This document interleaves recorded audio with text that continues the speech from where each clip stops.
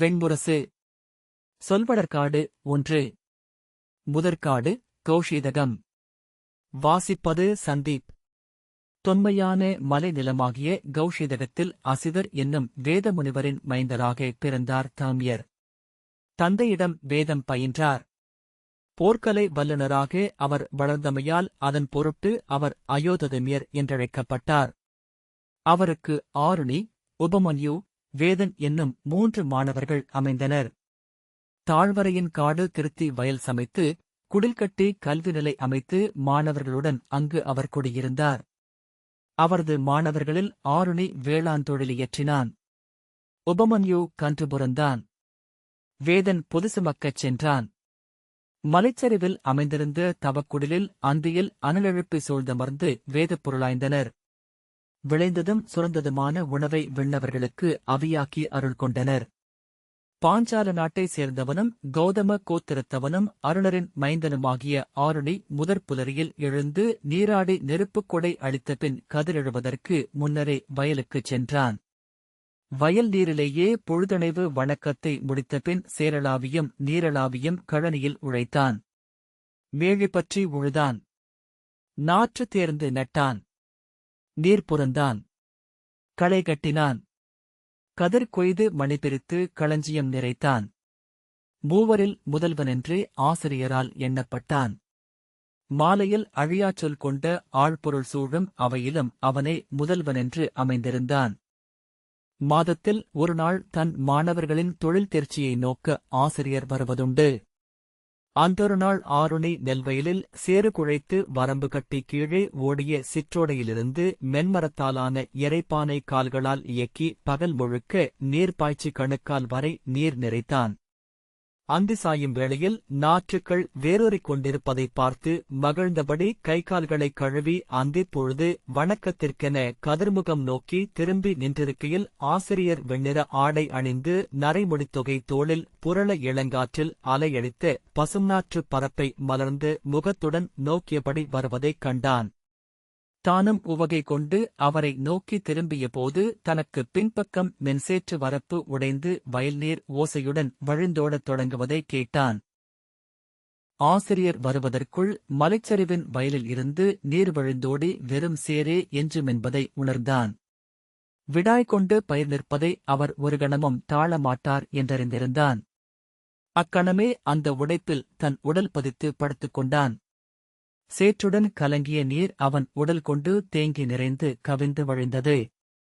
மறுபக்க வரப்பில் வந்து நின்ற அயோததமியர் நீர் திளைத்த வயலில் நாற்றுக்கள் சிலிர்த்து நிற்பதைக் கண்டு உவகை கொண்டார். நன்று செய்தாய் ஆருணி, என் முன் வருக என்று அழைத்தார். அவர் மும்முறை அழைத்தும் ஆருணி அந்த உடைவிலிருந்து எழவில்லை. இருள் பரப்பதைக் கண்டு ஆசிரியர் திரும்பிச் சென்றார்.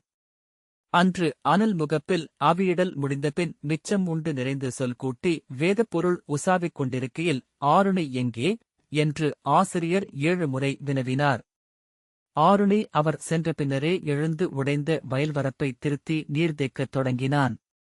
இரவு வெளுப்பதுவரை நீர்தேக்கிவிட்டு காலைக் கருக்கலில் உடலெங்கும் சேறு சொட்ட குடில் வளைப்பில் நுழைந்த அத்தருணத்தில் காலையின் அனல் செயல் ஆற்ற அமர்ந்திருந்த ஆசிரியர் தன் மாணவர்களிடம் வேதமென வந்த இதில் மாறாதிருப்பது எது? சொல்லா பொருளா என்று வினவினார். உபமன்யுவும் வேதனும் பொருளே.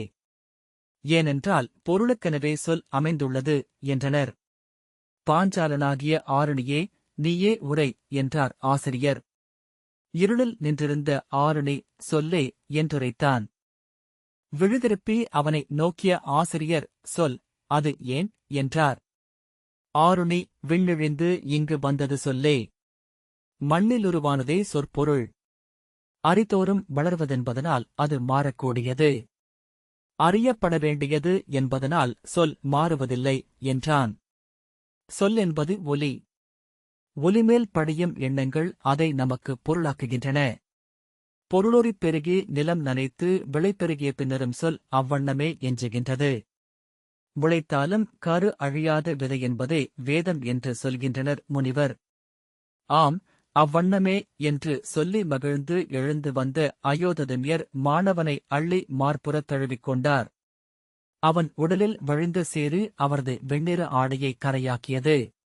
தன் முகத்திலும் மார்பிலும் படிந்த சேருடன் பிற மாணவர்களை நோக்கி திரும்பிய அயோததமியர், இனிய சந்தனத்தால் முழுக்காட்டப்பட்ட இவ்வுடல் கொண்டவனே என் முதல் மாணவன் என்றறிக. இவன் சொல் என்றும் இங்கு திகழ்க என்றார். வயல்வரம்பை பிளந்து எழுந்தவர் என்பதனால் ஆருணியை அதன் பின்னர் உத்தாலகர் என்று அழைத்தனர் பிற மாணவர்கள். ஆருணியாகிய உத்தாலகர் தன் ஆசிரியரிடமிருந்து சம்ஹிதை, பிராமணம், ஆரண்யம், உபநிடதம் எனும் 4 முகங்களுடன் எழுந்துவரும் 4 வேதங்களை கற்றுத் தேர்ந்தார். வேதச்சொல் மாறாதிருக்க பதம், கிரமம், ஜடை, கனம் எனும் 4 வழிகளில் சொல்லெண்ணிக் கற்கும் முறையை உத்தாலகரே உருவாக்கினார். சொல்தொகையென பதமும், சொல்லிணைவு என கிரமமும், சொல்பின்னுதல் என ஜடையும், சொல்கூட்டல் என கனமும் நெறிவகுத்தமைக்கப்பட்டன. அவை காலை நதியே கதிர்களென வேதங்களை ஊடுருவிச் சென்று ஒளியுறச் செய்தன. அவர் வகுத்த முறை பற்றி பிரித்துப் பிரித்து வெற்றொலியாக்கி பொருள் நீக்கம் செய்தும் இணைத்து இணைத்து பொருள் தொகையாக்கி ஒலிமறையச் செய்தும் வேதத்தை ஆடல் கொள்ளச் செய்தனர் வைதிகர்.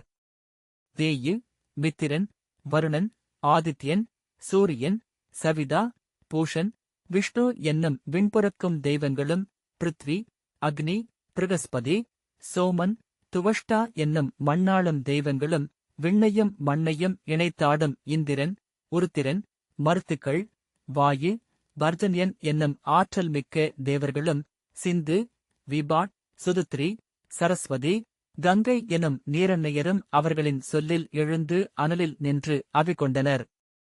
தைத்தரியக் காட்டில் வேதம் முழங்கிய அவையொன்றில் தன் சொல்பயில் முறையை உத்தாலகர் முன்வைத்தார். அதை எதிர்த்து வேதச்சொல் பிரிவுபட்டால் ஒலி மாறுபாடு கொள்கிறது.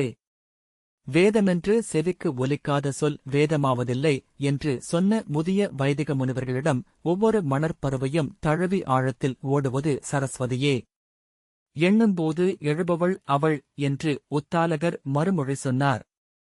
அவ்வண்ணமெனில் உங்கள் காலடியில் எழுக சரஸ்வதி என்றனர் முனிவர். அங்கேயே தன் இரும்பு முனை தண்டத்தால் ஓங்கிக் குத்தி எழுக என்னுளம் நிறைந்த நீர்மகள் என்றார்.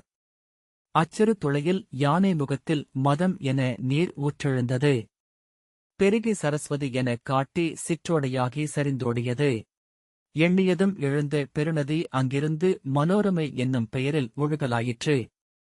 விதியும் அர்த்தமும் கொண்டு வேதங்கள் கௌஷீதகத்தில் விரிவடைந்தன. பிராமணங்கள் சொல்வடிவாக செவிகளில் ஊர்ந்து வளர்ந்தன. நுண்பொருள் ஒவ்வொன்றும் தழைத்தெழ ஆரண்யகங்கள் உருவாகி வந்தன. மைந்தரை இடையில் தூக்கி முலையூட்டி நின்றிருக்கும் அன்னையர் என ஆயின வேதாங்கங்களால் பொலிவுற்ற 4 வேதங்களும். முதிர்ந்து கனிந்து உயிர் துறக்கும் நிலையிலிருந்து அயோததமியர் தன் முதல் மாணவனை அழைத்து வரும்படி சொன்னார். கையில் 100 வேதமைப் பொருளவைகளில் வென்று நிறுத்தப்பட்டு அறிவுக்கோளுடன் ஆசிரியரை காணச் சென்றார் உத்தாலகர். தர்ப்பைப்புல் படுக்கையில் மரவொரி அணிந்து படுத்திருந்த அயோததமியர் புலித்தோலாடையும் அறிவுக்கு அடையாளமாகிய நுதல் விழியுமாக வந்த மாணவரைக் கண்டு அவர் மட்டும் தன்னருகே நின்றிருக்கட்டும் என ஆணையிட பிற மாணவர் விலகிச் சென்றனர். ஆசிரியர் அருகே மண்டியிட்ட உத்தாலகர், நன்று எண்ணி நீங்குக ஆசிரியரே. தாங்கள் என்னுள் விதைத்த வேதச் சொல்லை 100 மேனி விளையச் செய்துள்ளேன். தங்கள் பெயர் சொல்லி என் மரபு இங்கு என்றும் வாழும் என்றார். அயோததமியர் இதழ்கள் விரிய புன்னகைத்து, கற்றறிந்தவனே, என் இளமையில் எந்தையும் ஆசிரியருமான அசிதர் எனக்கு தூய காயத்ரியை அளித்து இந்த மரவொரியை அளித்தார். இதை நான் ஆணை என்றும் அணி என்றும் கொண்டேன். இன்று என்னில் இது மட்டுமே எஞ்சுகிறது. இதையும் அகற்றுக என்றார். உத்தாலகர் தமியரின் ஆணையை அகற்றினார். எலும்புகள் புடைத்து வெளிரிச் சுருங்கிய வெற்றுடலுடன் கிடந்த தாமியர் ஓங்கிய சொல்லுடையவனே, ஒன்று கேள். அறிஞர்கள் தங்கள் சொற்களால்தான் இறுதியில் வெல்லப்படுகிறார்கள்.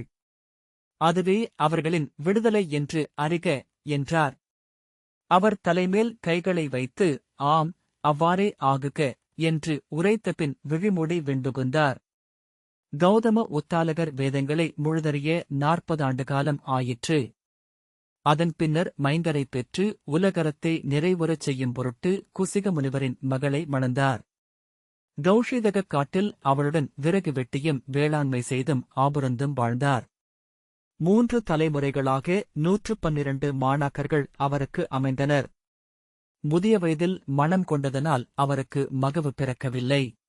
6 ஆண்டு காலம் நோன்பிருந்து அவர் தன் மனைவியில் பெற்றெடுத்தது பெண்ணாக இருந்தது. அவளுக்கு சுஜாதை என்று பெயரிட்டார். நீரழித்து தன்னை விண்ணேற்ற மைந்தன் இல்லை என்பதனால் உத்தாலகர் வருந்தினார். முதுமை மீதூறியதனால் இனியொரு மைந்தன் பிறக்க வழியில்லை என்றுணர்ந்தார். எனவே காசியப கோத்திரத்தைச் சேர்ந்த தன் முதல் மாணாக்கனை தன் மனைவியுடன் உறவு கொள்ளச் செய்து ஒரு மைந்தனை பெற்றெடுத்தார்.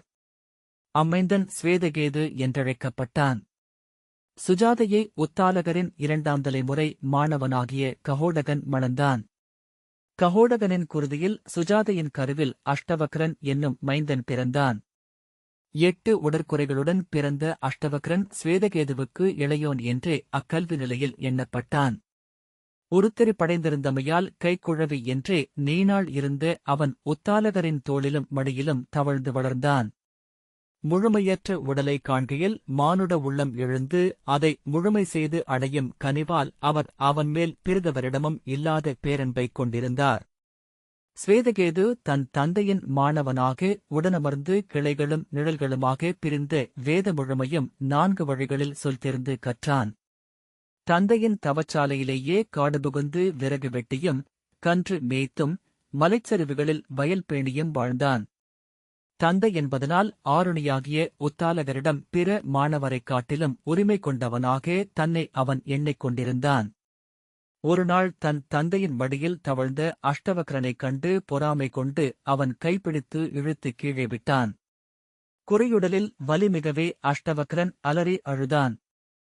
அவ்வொலி கேட்டு சினந்த கையை ஓங்கியபடி வந்த சுஜாதை, அன்பிலாதோனே, அவனை ஏன் துன்புறுத்தினாய் என்று தம்பியிடம் கேட்டாள்.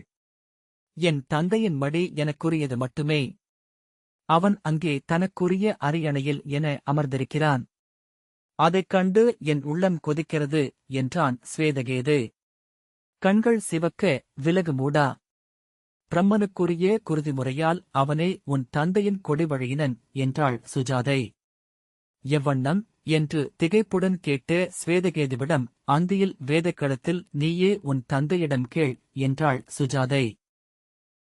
அன்று நடந்த வேதச்சொல் மன்றில் தன் சொல்லை மறுத்து பூசல் எடுத்த மாணவனை நோக்கி சினந்தெழுந்த ஸ்வேதகேது, நான் அவர் குருதி என்பதனால் என் சொல் தந்தைக்கு மேலும் உகந்ததே என்று சொன்னான். தந்தை என்பதனால் தன்குருதி என்றாக வேண்டுமென்பதில்லை என்று அம்மாணவன் மறுமொழி சொன்னான். துணுக்கொற்று, தந்தையே, அதன் பொருளென்ன என்று ஸ்வேதகேது உத்தாலகரிடம் கேட்டான். ஆசிரியர் என்பதைப் போல தந்தை என்பதும் அளிப்பதும் ஏற்பதுமான ஓர் உறவுநிலை மட்டுமே மைந்தா என்றார் உத்தாலகர். இல்லை, நான் கேட்பது அதுவல்ல, அச்சொல்லை அவன் சொல்வது எப்பொருளில் என்றான் ஸ்வேதகேது.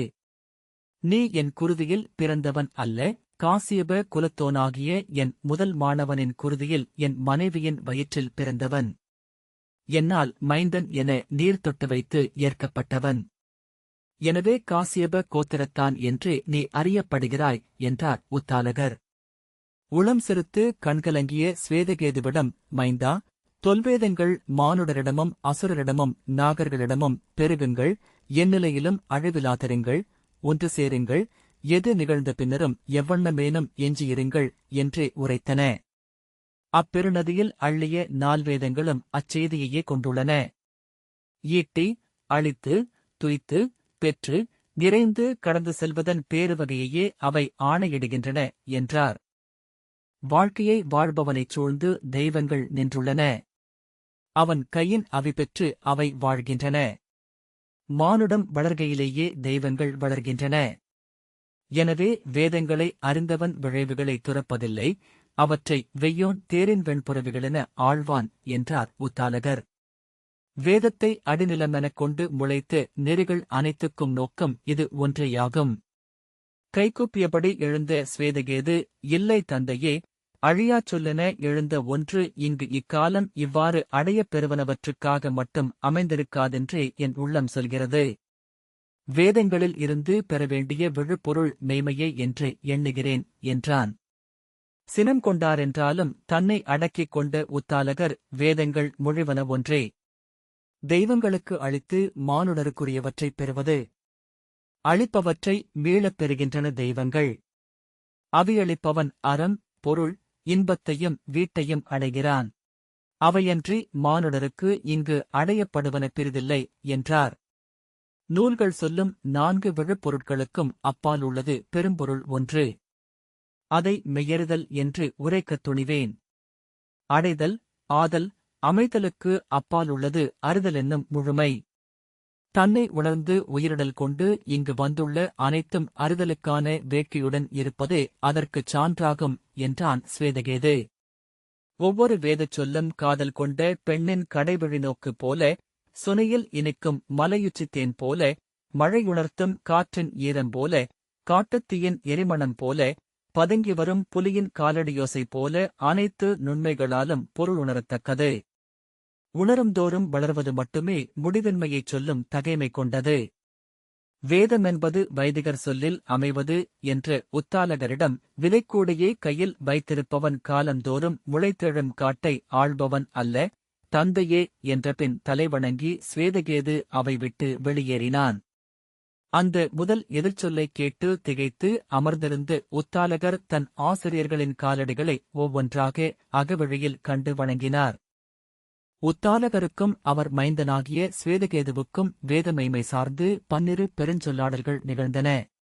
அவை அக்கல்வி நிலையின் மாணவர்களால் எழுதப்பட்டு வேத நீட்சிகளான காணூல்களில் இடம்பெற்றன. 12வது சொல்நிகழ்வு சாமவேதம் ஓதி ஒலிவடிவான வெண்திகழ்வோரை நிறைவுறச் செய்யும் பெருவேள்வியொன்றின் இறுதியில் நிகழ்ந்தது. வேள்வி மிச்சமென பகிர்ந்துண்ணப்பட்ட அன்னத்துடனிருந்த மலைத்தேன் கல்வி நோன்பு கொண்ட இளையோருக்கு மட்டும் விலக்கப்பட்டது. இளையோரில் ஒருவனாக நின்றிருந்த சுவேதகேது, ஆசிரியரே, அந்தத் தேன் எங்கள் கைகளிலிருந்து விண்ணவர்க்கு அளிக்கப்படும் என்றால் நாங்களும் அதற்கு தகுதியானவர்களே என்றான். சினம் கொண்ட தந்தை உரத்த குரலில், இதுகாரும் நீ உரைத்த எதிர்ச்சொற்கள் அனைத்தையும் பொறுத்தேன். இது என் கல்வி நிலையின் நெறிமீது நீ கொள்ளும் மீறல். இதை ஒப்பமாட்டேன் என்றார். ஆணையிடும் உரிமை உங்களுக்குள்ளது, தந்தையே. அவ்வாணை எதன் பொருட்டென்று அறியும் உரிமை மாணவர்களாக எங்களுக்குண்டு என்றான் சுவேதகேது. வேதச்சொல் விளங்கும் உளம் கொண்டவர்களாக மாணவர் திகழ வேண்டும் என்பதற்கான நெறி இது. உளமயக்களிக்கும் கள்ளும் தேனும் நறுமணங்களும் காமமும் அவர்களுக்கு விலக்கப்பட்டுள்ளன என்றார் உத்தாலகர். தந்தையே, தாங்கள் ஆற்றுவதை அறியாது இவர்கள் அடைவதுதான் என்ன? தேவர்களென சூழ வந்து நிறைவது இவர்களின் உள்ளத்தில் ஊறி எழுந்த வெண் அல்லவா? இவர்கள் அந்த தேனை தங்கள் அகத்தால் முன்னரே அருந்திவிட்டனர் என்றல்லவா அதற்குப் பொருள் என்று சுவேதகேது கேட்டான். அறிவே பிரம்மம் என்பதனால் அறியப்படுவதொன்றும் விலக்கல்ல. சினத்தை அடக்க முடியாது உத்தாலகர், சிறியவனே, வேதச் சொல்லை முழுதறிவதென்பது தவம். தவமென்பது துறத்தல் என்றார். ஆசிரியரே, துய்த்தறிவதை துறப்பவன் அறிவையே துறக்கிறான். வேதம் சுட்டுவது எதை என்றியாது சொல் மட்டும் அறிந்தவர் வேதமறியாதோர் என்றான். இனி ஒரு சொல் இல்லை. இங்கு நிறுத்திக் கொள்வோம் என்றார் உத்தாலகர். வைதிக முனிவரே, இப்புவியில் உள்ள அனைத்தறிவையும் கொண்டு அறியப்பட வேண்டியதே வேதமென்றாகும். எனவே அறிபடக்கூடியவை அனைத்தும் வைதிகருக்குரியவை என்று சுவேதகேது சொன்னான். இது என் இறுதியாணை. பிறிதொன்று பேச இனி ஒப்புதல் இல்லை என்று உத்தாலகர் எழுந்து சென்றார். அதன்பின் அவர்களுக்குள் சொல்லாடல் என ஏதும் நிகழவில்லை. தந்தை மைந்தனுக்கிட்ட ஒற்றைச்சொல் ஆணைகளும் மைந்தன் தந்தைக்கு அளிக்கும் மறுமொழியில்லா பணிவும் மட்டுமே எஞ்சின. தனிமையில் இருக்கையில் தன் ஆசிரியர் சொன்ன இறுதிச் சொற்களை மீண்டும் மீண்டும் எண்ணிக்கொண்டிருந்தார் உத்தாலகர். எவ்வண்ணம் தன் சொல் எழுந்து தன்னை வெல்லும் என்று பல வழிகளிலும் நோக்கினார். ஒருநாள் வேதச் சொல்லெடுத்து அனலுக்கு அவியூட்டும் போது அதை ஒரு தொடுகையென தன் உடலெங்கும் உணர்ந்தார். சொல் பனிமுடி சூடிய பெருமலைகளைப் போல் மாறாது அங்கிருக்க சொல்லில் உறைந்த வேதம் அறியாமல் மாறிக்கொண்டிருந்தது. இந்த வாசிப்பை கேட்டதற்கு நன்றி.